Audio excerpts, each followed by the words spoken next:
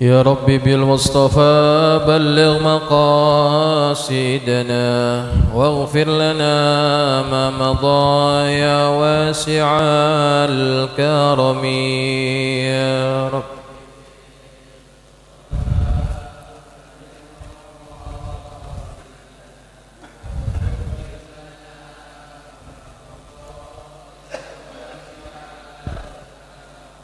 يا ربي هيئ لنا من أمرنا راشدا واجعل معونتك الحسنى لنا مددا يا ربي.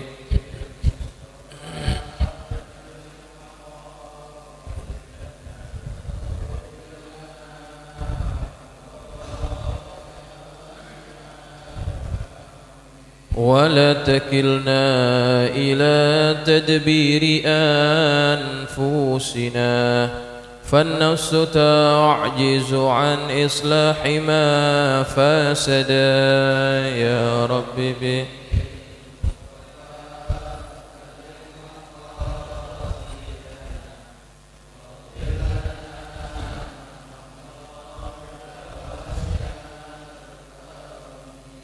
أنت الكريم وقد جهزت يا أملي إلى أيادك وجها سائلا ويدا يا ربي.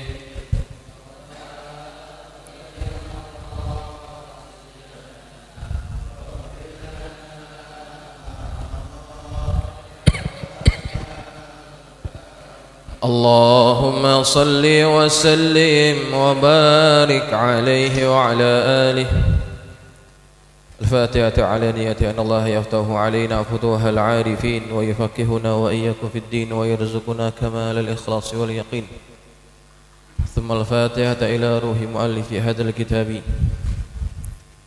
الإمام النووي بأن الله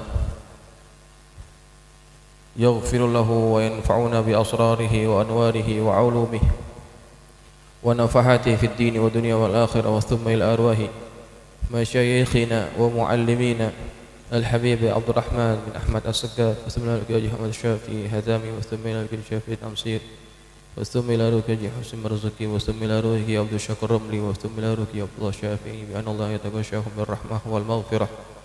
وإلى حضرة النبي المصطفى محمد صلى الله عليه وسلم. الفاتحة.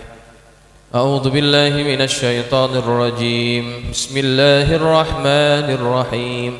الحمد لله رب العالمين الرحمن الرحيم مالك يوم الدين إياك نعبد وإياك نستعين اهدنا الصراط المستقيم صراط الذين أنعمت عليهم غير المغضوب عليهم ولا الضالين آمين. السلام عليكم ورحمة الله وبركاته. الحمد لله رب العالمين وبه نستعين على أمور الدنيا والدين، والصلاة والسلام على أشرف المرسلين سيدنا ومولانا محمد وعلى آله وأصحابه أجمعين. سبحانك لا علم لنا إلا ما علمتنا إنك أنت العليم الحكيم. رب اشرح لي صدري ويسر لي أمري واحلل عقدة من لساني يفقه قولي. أما بعد، فإن أصدق الحديث كتاب الله تعالى، وخير الهدي هدي محمد صلى الله عليه وسلم، وشر الأمور محدثاتها، وكل محدثة بدعة، وكل بدعة ضلالة، وكل ضلالة في النار. Hadirin jamaah yang dirahmati Allah sekalian, alhamdulillah kita panjatkan syukur kehadirat Allah Subhanahu wa taala atas limpahan nikmat dan karunia daripada Allah. Hingga saat ini kita dalam keadaan sehat walafiat, dan kita berharap semoga apa yang kita laksanakan daripada segala ibadah-ibadah kita diterima oleh Allah Subhanahu wa taala, dan mudah-mudahan apa yang kita pelajari daripada hadis baginda Rasulullah sallallahu alaihi wasallam menjadi ilmu yang bermanfaat untuk kita semuanya. Amin Allahumma amin. Jamaah sekalian yang dirahmati Allah, kita akan sambung ta'lim kitab hadis Arba'in An-Nawawiyah. Malam ini kita masuk pada hadis yang ke-17. Bismillahirrahmanirrahim. Qala al-musannifu rahimahullahu ta'ala wa nafa'ana bi ulumihi fid dharaini amin. Qala radhiyallahu ankum. An Abi Ya'la Shaddad bin Aus radhiyallahu anhu. Dari Abu Ya'la Shaddad bin Aus, semoga Allah meridhoinya. Sebelum kita masuk kepada matan hadis, saya ingin menerangkan sedikit tentang sahabat yang meriwayatkan hadis ini. Abu Ya'la itu adalah kunyahnya. Nama asalnya adalah Shaddad bin Aus Al-Khazraji. Dia adalah salah seorang sahabat Nabi daripada Bani Khazraj. Bani Khazraj itu adalah suku kaum yang berasal dari Madinah. Di Madinah itu ada dua suku bangsa besar. Yang pertama suku Aus, yang kedua suku Khazraj. Nah, Shaddad bin Aus ini adalah daripada suku bangsa Khazraj. Beliau dan juga ayahnya adalah sahabat Nabi. Kemudian dia juga punya paman. Pamannya bernama Hasan bin Thabit, salah seorang penyairnya Rasulullah sallallahu alaihi wasallam. Nah, itu tentang latar belakang sahabat ini. Sahabat Shaddad bin Aus Al-Khazraji ini dikenal sebagai sahabat yang bukan hanya alim, tetapi dia juga orang yang sangat penyabar. Abu Darda pernah berkata, "Inna likulli ummatin faqihan." Sesungguhnya dari setiap umat itu ada seorang faqihnya, orang ahli agamanya. Wa inna faqiha hadhil ummati Shaddad bin Ausin. Dan sesungguhnya faqih kepada umat ini, umat Nabi Muhammad, adalah Shaddad bin Aus. Alim orangnya. Wa inna minan nasi man yu'ta ilman wala yu'ta ilman, walam yu'ta wala yu'ta hilman. Dan sesungguhnya di kalangan manusia itu ada orang yang diberikan ilmu tetapi tidak diberikan kesabaran. Wa inna Aba Ya'la qad utiya ilman wa hilman. Dan sesungguhnya Aba Ya'la ini, Shaddad bin Aus ini, Allah berikan dia ilmu dan juga Allah berikan dia sifat sabar. Ini diantara kelebihan Shaddad bin Aus Al-Khazraji. Dia termasuk sahabat Nabi yang kuat beribadah. Malam harinya dia isi dengan salat malam. Kemudian juga disebutkan dalam satu riwayat, ketika hendak akan tidur, dia selalu mengingatkan kepada dirinya bahwa sesungguhnya api neraka itu senantiasa membuat dia tidak dapat tidur. Mau tidur saja dia terfikir api neraka, bangun lagi, sholat malam. Mau tidur saja ingat lagi api neraka, bangun lagi, sholat lagi. Begitu seterusnya sampai waktu kepada waktu subuh. Itu diantara kebiasaan daripada Shaddad bin Aus Al-Khazraji. Baik, jamaah sekalian yang dirahmati Allah, sekilas saja tentang beliau karena tidak banyak biografi yang menceritakan tentang Shaddad bin Aus Al-Khazraji. Jamaah sekalian yang dirahmati Allah, beliau ini mendengar daripada Rasulullah SAW bersabda, "Innallaha katabal ihsana ala kulli syai'." Sesungguhnya Allah mewajibkan berbuat baik atas segala sesuatu. Allah telah mewajibkan kepada kita untuk berbuat baik, ihsan. Ihsan itu artinya apa? Ihsan ini adalah perbuatan yang baik, bukan hanya baik tetapi sempurna kebaikannya. Kalau misalkan ada orang yang memberikan kita hadiah, kemudian kita balas pemberian dia dengan pemberian yang sama nilainya, itu namanya apa? Itu namanya impas, ya. Itu termasuk kebaikan, kebajikan. Tetapi kalau ada orang berikan kita sesuatu, kemudian kita berikan balasan kepada dirinya dengan nilai yang jauh lebih tinggi, itu namanya ihsan. Ya. Ada orang yang menyakiti kita, kita balas dengan kebaikan, itu juga ihsan. Artinya ihsan adalah kebajikan yang paling sempurna, itu namanya ihsan. Dan beribadah kalau mencapai tahap sempurna, maka ibadahnya itu disebut ibadah yang mencapai makom ihsan. Ingat tidak waktu hadis-hadis di awal dulu, ada malaikat Jibril yang datang mengajarkan kepada kita tentang agama kita. Apa itu Islam, apa itu Islam, apa itu iman, apa itu ihsan. Ya. Apa kata Rasulullah SAW? Anta'budallaha ka'annaka tarahu. Ihsan itu adalah engkau menyembah Allah seakan-akan engkau melihatnya. Wa in lam takun tarahu fa innahu yaraka. Kalau engkau tidak mampu melihatnya, maka yakinlah bahwa Allah melihat engkau. Ketika orang itu merasa bahwa Allah memperhatikan dirinya, maka ibadahnya pasti akan baik.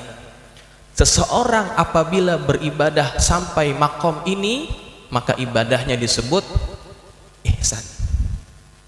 Ya, kalau hanya sekedar menggugurkan kewajiban, sholat 5 waktu, khusyuk tak khusyuk tidak peduli, itu belum mencapai tahap ihsan dalam ibadah. Ya. Jadi ihsan itu adalah kebaikan ataupun kebajikan yang sempurna, itu namanya ihsan. Nah, Allah Subhanahu wa ta'ala telah mewajibkan untuk kita berlaku ihsan kepada sesuatu, atas segala sesuatu. Coba digaris bawahi di situ. Ala kulli syai'in, atas segala sesuatu. Kepada siapa saja kita disuruh oleh Nabi untuk berlaku ihsan. Kepada siapa saja? Yang pertama, kepada diri kita. Kita wajib berlaku ihsan. Bagaimana cara berlaku ihsan kepada diri sendiri? Di antara berlaku ihsan kepada diri sendiri adalah kita menjaga diri kita ini daripada perkara-perkara yang dilarang oleh Allah Subhanahu wa ta'ala, kemudian melaksanakan segala ketaatan yang diwajibkan oleh ta'ala. Itu termasuk berbuat ihsan kepada diri kita sendiri. Sebab apa balasan kalau kita tidak melaksanakan kewajiban agama? Balasan kalau kita tidak melaksanakan kewajiban agama itu akan menyiksa diri kita. Ketika dimasukkan ke dalam neraka nanti, yang tersiksa siapa? Diri. Maka di antara berbuat ihsan kepada diri sendiri, melaksanakan apa yang diwajibkan, meninggalkan apa yang dilarang. Ya, itu pertama, kepada diri sendiri. Kedua, ihsan kepada ahli keluarga kita dan juga kepada pembantu kita. Nih, kedua. Setelah diri sendiri, orang terdekat. Siapa? Istri dan anak-anak. Berbuat baiklah kepada mereka. An yu'ashirahum bil lutfi wa husnal khuluq, bahwa engkau mempergauli mereka dengan lembut, dengan akhlak yang terbaik. Wa ya'muruhum bil ma'ruf, mengajak mereka kepada yang ma'ruf. Wa yanhahum 'anil munkar, mencegah mereka dari perbuatan yang dilarang oleh Allah. Wa yu'allimahum ma yahtajuna dan engkau dan mereka mengajari mereka dari apa-apa yang mereka perlukan. Ini pertama. Muasyarah bil ma'ruf kepada ahli keluarga kita. Jangan seperti orang yang baiknya ke orang luar tetapi kepada keluarga sendiri tidak baik. Ada yang seperti itu ya. Jenis-jenis manusia kalau kepada kawan-kawannya, kepada koleganya, kepada orang lain baiknya luar biasa, tetapi kepada keluarganya susah untuk mengeluarkan duit. Tuh, ada yang seperti itu. Itu namanya tidak berbuat ihsan kepada keluarga. Kalau sama kawan-kawannya ditraktir, tapi giliran istrinya minta diajak traktir, diajak makan, alasannya nggak punya duit. Ada yang seperti itu. Itu tidak ihsan kepada keluarga kita. Kemudian kalau kita punya pembantu, jangan membebani pembantu kita dengan beban yang tidak mampu dia pikul. Wala yukallifuhum ma la yutiquna. Jangan membebani keluarga kita dan juga pembantu kita dengan sesuatu yang mereka tidak sanggup. Nabi kita Muhammad SAW adalah contoh orang yang paling layak dijadikan contoh ketika dia bermuasyarah dengan keluarganya. Khairukum li ahli wa ana khairukum li ahli. Sebaik-baik kalian adalah kalian yang baik kepada keluarganya, dan aku adalah orang yang paling baik terhadap keluarga aku. Nabi kita Muhammad mencontohkan itu.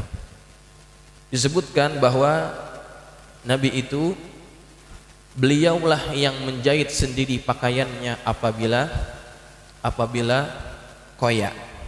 Kemudian Nabi juga yang membuat pekerjaan yang bisa dilakukan oleh dirinya sendiri. Nah, jadi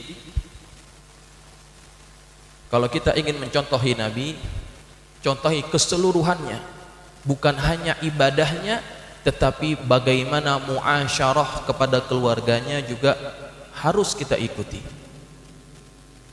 Karena khairukum li ahli wa ana khairukum li ahli. Sebaik-baik kalian adalah orang yang paling baik kepada keluarganya, dan aku adalah orang yang paling baik kepada keluargaku. Kalau ngomong sama orang lembut, tapi kalau ngomong sama istri dan anak-anaknya kasar, itu bukan apa? Bukan ihsan, bukan orang yang ihsan. Ya. Kemudian di antara bentuk ihsan kita adalah kepada bangsa jin. Di antara bentuk ihsan kita juga wajib berbuat ihsan kepada bangsa jin. Bagaimana bentuk ihsan kita kepada para bangsa jin? Di antaranya ketika kita mengucapkan salam selesai sholat, kita kan mengucapkan assalamualaikum warahmatullah ke kanan, nengok ke kanan. Kenapa ke kanan? Kemudian salam yang kedua tengok ke kiri. Kenapa ke kiri? Para ulama mengajarkan ketika kita mengucapkan salam, niatkan kita memberi salam kepada siapa saja yang berada di kanan, baik itu daripada bangsa manusia ataupun bangsa jin. Gitu ya. Niatkan ketika salam kepada bangsa jin dan manusia yang ada di kanan dan juga yang ada di kiri. Nah, itu diantara bentuk ihsan kita kepada para bangsa jin. Kemudian diantara bentuk ihsan kita kepada bangsa jin yang kita tidak nampak mereka, apa yang Nabi ajarkan? Yang Nabi ajar adalah dilarang anak Adam itu beristinja menggunakan apa? Menggunakan tulang. Pernah belajar belum? Bab istinja. Di antara perkara-perkara yang dilarang ketika orang beristinja, bersuci adalah jangan menggunakan tulang. Kenapa Nabi larang jangan menggunakan tulang? Memang pun kita tidak ada yang pakai tulang waktu cebok, ya kan? Tetapi kalaupun ada, jangan menggunakan barang itu. Biasanya pakai apa biasanya? Batu, ya. Orang zaman dulu pakai batu kan. Kalau kita belajar bab fiqih itu disebut taharah dengan batu. Batu kan sifatnya keras, sama kayak apa? Sama kayak tulang. Tetapi Nabi larang pakai tulang. Karena di antara sebabnya tulang itu adalah makanan kepada bangsa jin. Ya. Nabi larang, cukuplah kalian makan dagingnya, jangan juga tulangnya kalian embat, gitu. Itu namanya ihsan kepada para bangsa jin. Nah, kemudian kalau ada yang suka ngobatin orang, ada orang yang kemasukan diobatin, di ruqyah. Di antara adab kita kepada bangsa jin ini, sebelum kita ruqyah orang ini, kita ucapkan salam. Assalamu ala manittaba'al huda, gitu. Jangan sembarangan langsung kita ruqyah orang tersebut tanpa beradab kepada mereka. Itu namanya termasuk ihsan kepada para bangsa jin. Baik. Nah, kemudian yang terakhir adalah ihsan kepada binatang-binatang. Ini harus juga kita perhatikan. Berbuat ihsan kepada binatang termasuk daripada adab Rasulullah SAW. Nabi pernah bersabda bahwasannya Nabi kita Muhammad SAW melihat di dalam neraka itu ada seorang perempuan yang diazab dengan sebab dia mengurung kucingnya. Dia tidak berikan makan kucing itu dan dia tidak berikan minum kepadanya. Kemudian ketika kucing ini ingin keluar, ditahan, tidak bisa keluar. Akhirnya kucing ini mati. Nah, ketika kucing itu mati, Nabi melihat orang ini masuk ke dalam surga dengan sebab kucingnya itu. Diazab dengan cara apa? Diazab dengan cara ketika di dalam neraka, ketika dia menghadap ke depan, kucing itu mencakar dirinya. Dia lari ke belakang, kucing pun mencakar dirinya. Itu yang dihadapi ketika dia berada di alam neraka. Ya, karena apa? Karena dia tidak berbuat baik kepada binatang. Ya. Bahkan Nabi melarang kalau kita naik kendaraan. Sekarang kita mungkin tidak ada yang naik kendaraan. Zaman dulu tuh Nabi larang. Kalau ada orang yang naik kendaraan, naik unta, naik kuda, kalau kita berhenti, jangan tetap diam di atas punggung unta itu, di atas punggung kuda itu, turun supaya dia tidak terlalu berat menanggung beban yang ditanggungnya itu. Nah, itu yang termasuk ihsan kepada para binatang. Baik, jamaah sekalian yang dirahmati Allah. Kemudian dijelaskan lebih lanjut oleh Nabi kita Muhammad SAW. Fa idza qataltum fa ahsinul qitlah. Maka jika kalian membunuh, maka perbaguskanlah pembunuhannya. Loh, kenapa Nabi kita suruh bunuh nih? Pembunuhan yang mana yang dibolehkan oleh Nabi? Pembunuhan di sini adalah pembunuhan yang dibenarkan oleh syara'. Apa misalkan ketika perang, boleh tidak kita membunuh orang lain, membunuh musuh? Boleh, ya. Ketika perang memang kita dibenarkan untuk membunuh musuh, ya. Kalau tidak dibunuh, kalau kita tidak membunuh, pasti kita dibunuh. Maka ketika perang kita boleh membunuh. Tetapi kata Nabi, kalau kalian membunuh pun, bunuhlah dengan cara yang terbaik. Jangan apa? Jangan orang itu dibunuh dengan cara disiksa. Nabi sangat membencinya. Bahkan Nabi kalau ingin membunuh, menyuruh para sahabat bunuh kepada sesuatu yang langsung dapat menghabiskan nyawanya. Apanya? Lehernya dipenggal, maka itu akan cepat membawa kepada kematiannya. Kalau kalian ingin bunuh, perbaguskan cara bunuhnya. Dan Nabi melarang apabila ada orang yang membunuh dengan cara diapakan? Dimutilasi, dipotong sedikit demi sedikit, ya. Nabi sangat marah ketika kapan? Ketika waktu terjadi perang Uhud. Waktu itu kan kaum muslimin kocar kacir ketika berhadapan dengan musyrikin. Nabi suruh para pemanah, kalian jangan turun apapun yang terjadi, menang atau kalah kalian jangan turun, kata Nabi kepada para pasukan pemanah. Nah, pada ronde yang pertama umat Islam sudah hampir menang. Orang-orang musyrikin itu lari semuanya, meninggalkan ghanimah, harta rampasan perang. Nah, ketika mereka kaum musyrikin lari meninggalkan harta ghanimahnya, kaum muslimin berebutan. Mereka berebut ingin mengambil harta ghanimah itu. Nah, yang di atas bukit yang diamanahkan oleh Nabi, jangan turun apapun yang terjadi. Mereka tidak mendengar perintah Rasulullah. Mereka turun. Takut apa? Takut nggak dapat bagian. Karena waktu zaman Nabi itu siapa yang dapat, siapa yang ngambil itu punya dia. Kalau yang megang tombak jadi milik dia. Yang pegang topi besi itu milik dia. Maka yang di atas ini takut nggak kebagian. Mereka turun juga. Nah, ketika mereka turun, dilihat oleh Khalid bin Walid, waktu itu belum masuk Islam. Ketika dilihat pasukan kaum mukminin yang di atas bukit sudah turun, maka dia patah balik, dia muter lagi, memutari bukit Uhud, dia serang kaum muslimin dari belakang. Akhirnya kaum muslimin kocar kacir waktu itu. Hampir Nabi meninggal waktu itu, berdarah parah waktu itu. Banyak kaum mukminin yang mati waktu ketika itu. Di antaranya adalah siapa? Adalah sahabat Nabi yang termasuk pamannya Nabi yang bernama Hamzah. Hamzah bin Abdul Muttalib wafat ketika itu. Nah, ketika dia wafat, Hamzah wafat ini, yang bunuh adalah seorang budak yang bernama Wahsy. Wahsy ini diiming-imingi oleh majikannya yang bernama Hindun, istrinya Abu Sofyan.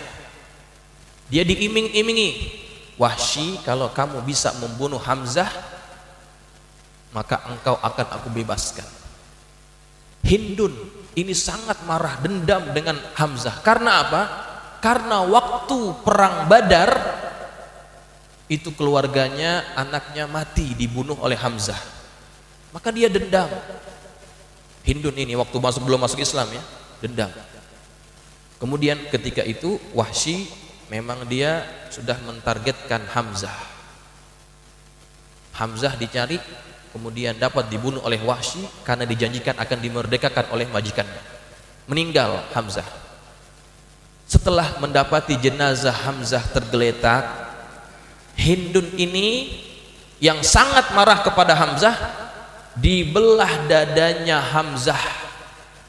Bukan hanya dibelah, dimutilasi.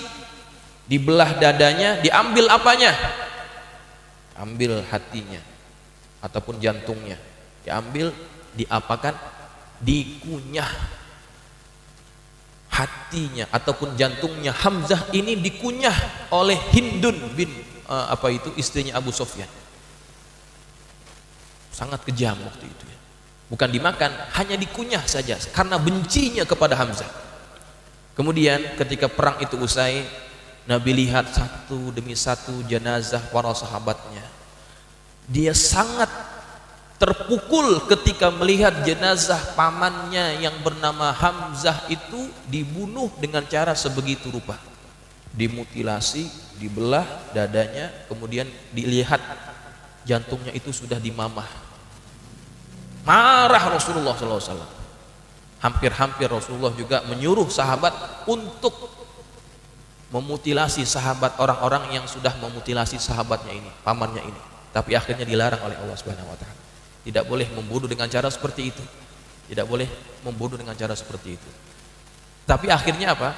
Waktu Fathu Makkah, Hindun masuk Islam dan Nabi tidak dendam kepada dia. Ketika dia masuk Islam, Nabi terima, tidak dilaksanakan hukum kisos kepada dirinya. Nah, itu sangat pemurahnya Nabi.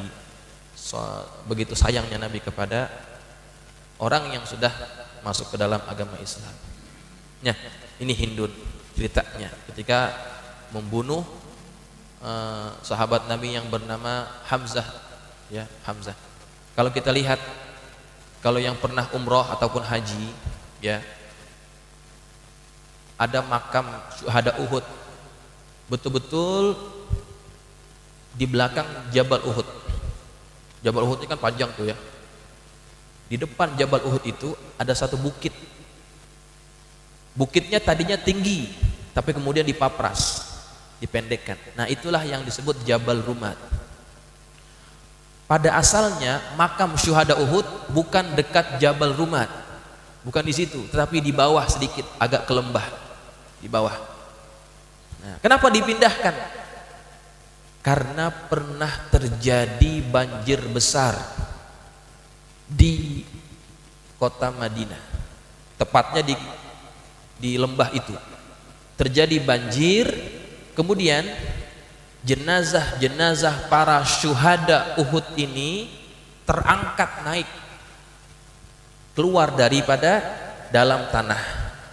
Masya Allah, katanya, saya dengar ceritanya, pada waktu terjadi banjir itu, di mana jasad para syuhada Uhud terangkat ke daratan, itu wanginya luar biasa, bahkan sampai ke Madinah wanginya. Dan didapati darah para syuhada itu masih apa namanya? Masih mengalir, dan wajah mereka, jasad mereka tidak sama sekali hancur. Ini waktu itu terjadi, ya. Itu banyak yang menyaksikan dan didokumentasikan, maksudnya sering diberitakan oleh para ulama juga terjadinya banjir besar itu. Nah, akhirnya dipindahkan dari bawah, ditinggikan ke bagian yang agak tinggi, ya, ke tempat yang sekarang ini, ya. Nah, itu terjadi pada zaman itu. Baik, jemaah sekalian yang dirahmati Allah, kita kembali kepada hadis ini. Jadi kata Rasulullah SAW, kalau kalian ingin membunuh, maka perbaguskanlah cara membunuh kalian, jangan disiksa, ya. Maka kalau kita mendengar cerita dibunuhnya 6 orang laskar FPI itu dengan cara yang begitu sadis, itu bukan orang Islam itu kalau begitu namanya. Nabi sangat membenci orang-orang yang membunuh orang lain dengan cara seperti itu, disiksa dengan begitu rupa. Na'udzubillah min zalik. Kita melihat jasadnya pun kita tidak sanggup, ya. Bagaimana sanggup orang yang beriman membunuh saudaranya yang mukmin juga dengan cara yang seperti itu? Ada yang ditembak matanya, ada yang ditombak sininya, ada yang dibakar kemaluannya, ada yang kita takut, kita lihatnya juga nggak berani, ya. Nah, kalau kita ingin membunuh pun itu ada syaratnya, dan kalau ingin membunuh, cara yang tercepat itulah yang terbaik. Makanya hukum mati dalam Islam itu apa caranya? Nih, hukum mati dalam Islam itu caranya di apa? Dipenggal. Kenapa penggal? Karena penggal itu adalah cara paling cepat menghabiskan nyawa orang. Yang lain-lain perlu waktu. Hukum mati di dunia ini antaranya apa aja? Tembak, ya kan? Di Indonesia hukum matinya tembak. Ada beberapa orang pasukan mengarahkan kepada jantungnya, dan itu perlu waktu untuk mati. Ada yang orang ditembak, ada yang belum langsung mati, ada yang seperti itu, perlu beberapa menit baru dia mati. Kemudian ada yang suntik mati seperti yang di Cina, itu lebih kejam lagi. Memang kelihatannya tidak tersiksa, tetapi dianya itu sangat tersiksa. Ada lagi yang dihukum mati dengan cara apa? Disetrum, ya, ataupun dihukum gantung. Itu juga perlu waktu yang agak lama baru dia mati. Nah, yang paling cepat membawa kepada kematian itu adalah hukum pancung, ya. Walaupun kelihatannya kejam, ya, kelihatannya kan kayaknya serem gitu, ya, tapi itu cara yang paling cepat membawa kepada kematian seseorang, ya, begitu. Baik. Kemudian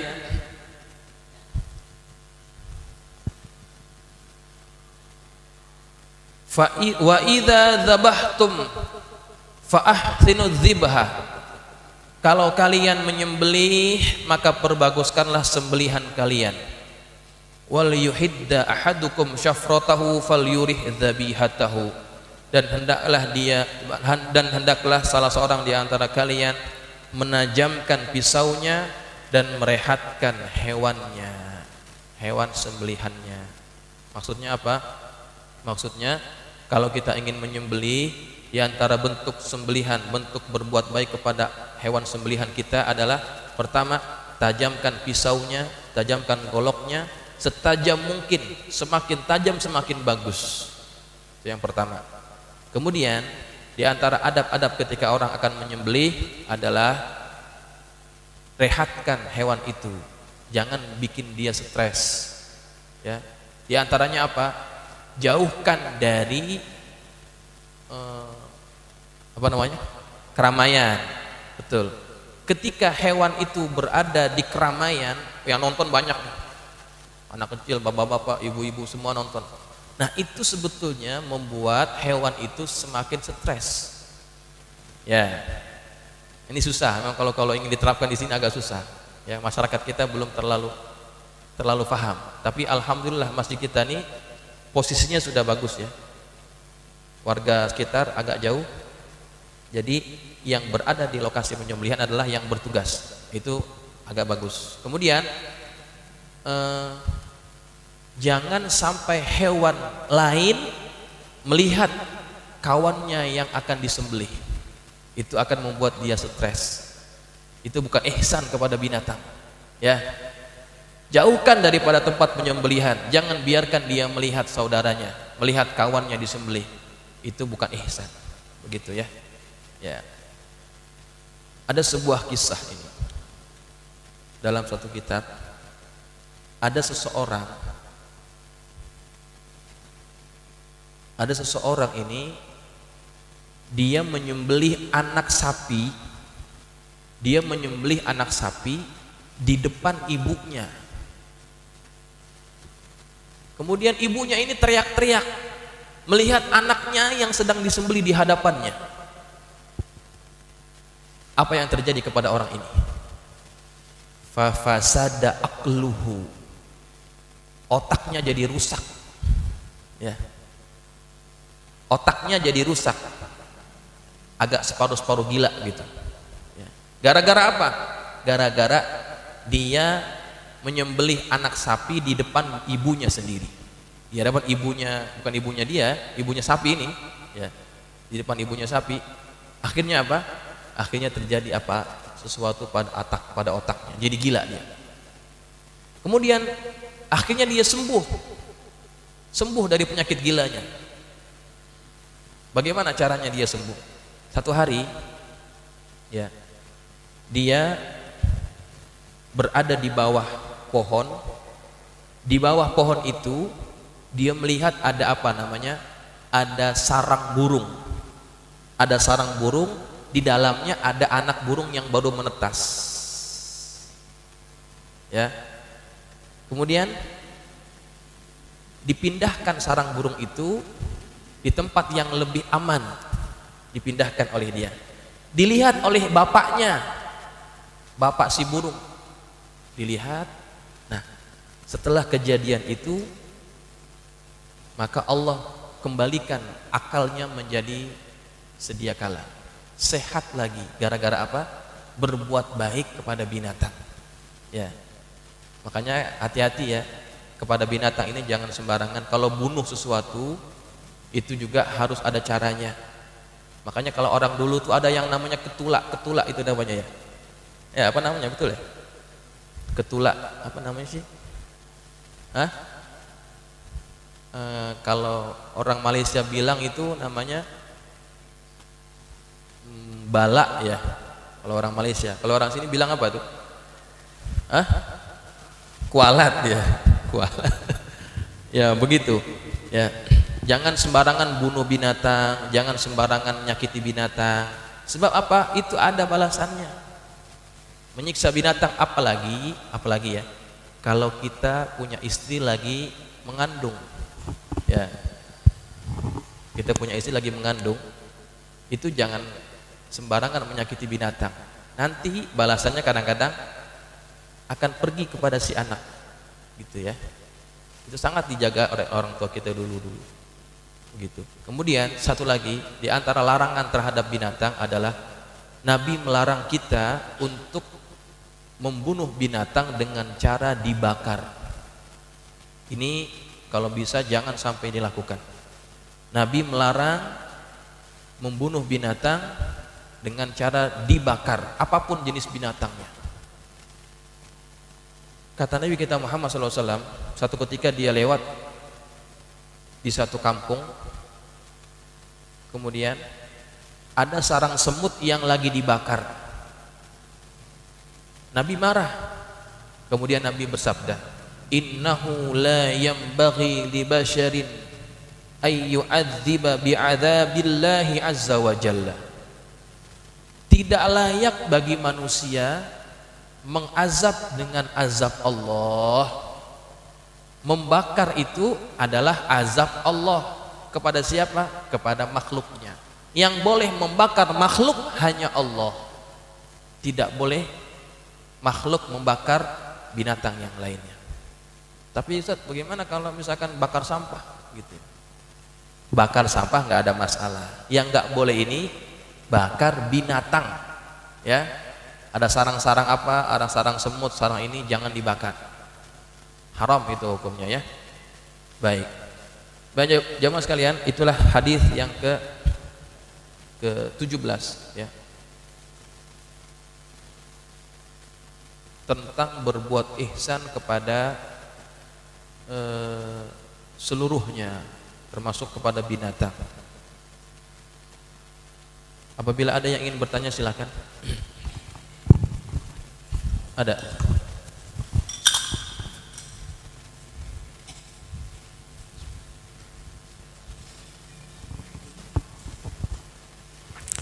Assalamualaikum warahmatullahi wabarakatuh. Waalaikumsalam. Kita disuruh berbuat ihsan kepada binatang. Ya. Nabi melarang membunuh dengan menyakiti. Pertanyaan saya, ikan lele dibunuh dengan digetok kepalanya Sat. Ini salah satu membunuh yang menyakiti atau bukan Sat? Iya. Kan kalau sapi dipotong lehernya. Kalau saya lihat di pasar-pasar dan Bang Jenal itu kalau matiin lele diketok kepalanya Sat. Bagaimana ini salah satu menyakiti binatang bukan Sat? Iya. Baik. Baik. Jadi pertanyaannya ini aktual, ya. Relevan. Ya. Apalagi beliau ini kan tukang ikan juga nih. Jadi selalu bersentuhan dengan ikan. Tapi yang ditanyakan ini ikan lele ini. Ya. Jadi bagaimana hukumnya kalau kita membunuh ikan lele dengan cara diketok kepalanya? Apakah itu berbuat ihsan kepada binatang ataupun tidak? Ya. Nah, ini pertanyaan susah gampang. Ya. Kalau kita bilang haram, bagaimana caranya motongnya? Ya. Sebetulnya cara mengetok binatang apapun hewannya, baik itu ikan ataupun kambing, sapi dan sebagainya, itu dilarang, ya. Artinya termasuk menyakiti binatang. Itu termasuk menyakiti binatang. Kalau misalkan kita ada cara lain untuk membunuh ikan lele itu, maka sebaiknya pilih cara lain daripada diketok. Ya. Saya nggak tahu cara yang paling mujarab selain ketok itu apa, saya nggak tahu. Nggak ada Sat kayaknya. Ikan lele ini termasuk ikan kalau kita biarin dia lama matinya, ya kan? Lama matinya itu ikan. Kalau ikan yang lain mah 5 menit, 10 menit udah mati. Ikan lele ini susah.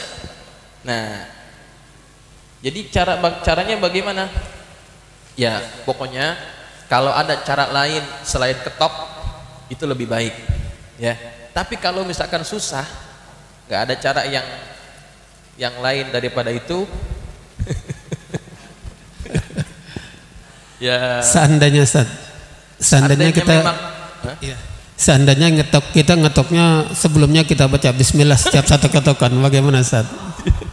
Ya. Ini susah ya, saya mau jawabnya gimana ya? Susah, saya nggak tahu nih. Ya. Hah? Apa caranya? Oh gitu ya? Oh pernah. Oh gitu. Nah ini ada Ustaz. Tapi kalau yang saya lihat di pasar-pasar itu 199% itu digetok Ustaz. Betul. Kalau di pasar-pasar, mungkin kalau ditekuk itu lama prosesnya. Ya memang. Kalau kita lihat di pasar, yayu-yayunya itu kan, ataupun tukang-tukang ikannya, mereka yang gampang aja, ambilkan ketok, tok. Tapi kalau ada cara lain, itu, ya, apanya? Oh bisa juga. Nah, ada caranya. Artinya, kalau kita sendiri yang akan bunuh ikan itu, maka caranya seperti itu. Ya itu sebelum disayat tentunya diketok dulu Ustaz. Oh gitu. Kalau disayat sebelum diketok, kalau disayat sebelum diketok saya rasa nggak bisa Ustaz. Iya. Bahkan yang ngetoknya mungkin bisa digigit melelehnya Ustaz. Iya betul. Tapi itu yang dari Bapak ini tadi, itu diantara cara ya. Ya nggak sampai ikannya nggak jadi haram ya. Ikannya nggak jadi haram, tetap halal kita makan. Jangan kita tanya sama tukang ikan lele, bang ini motongnya dimatinya diketok apa enggak nih? Itu nggak pengaruh sama ikannya ya. Ikan itu mati jadi bangkai pun kita halal makannya ya. Mati kalau bangkai pun halal ya. Begitu saja.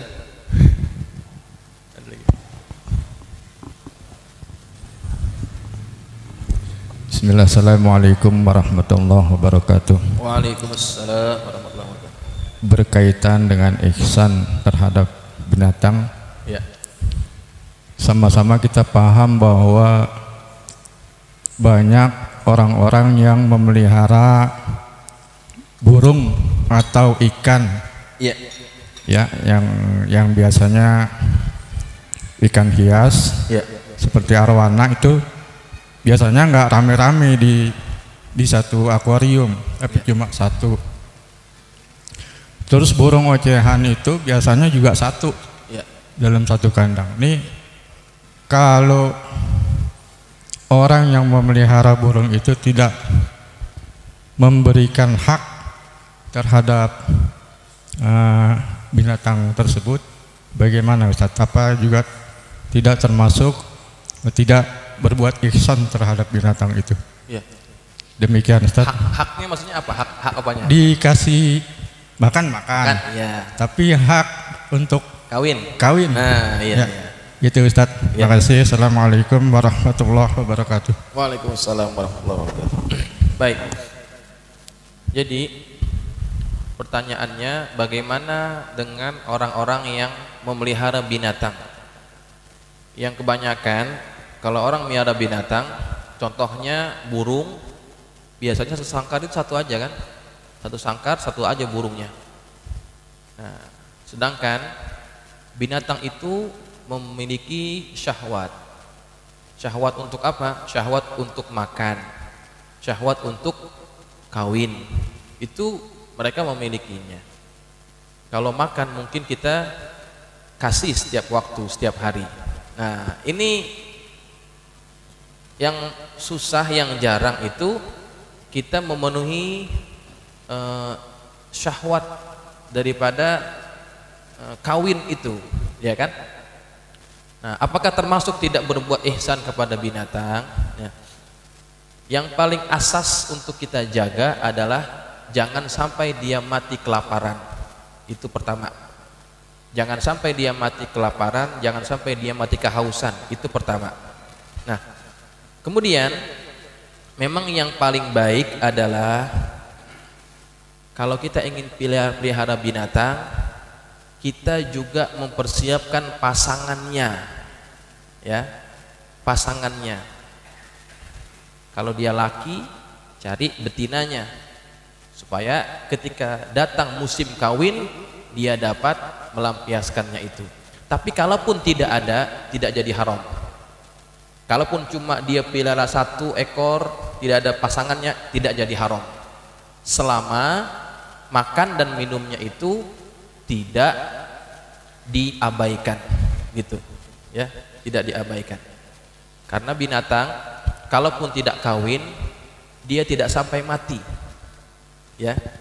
Binatang itu kalau tidak kawin tidak sampai mati. Mungkin hanya jadi gelisah saja, gitu ya. Gelisah karena syahwatnya tidak tersalurkan. Yang bahaya itu kalau dia sampai mati.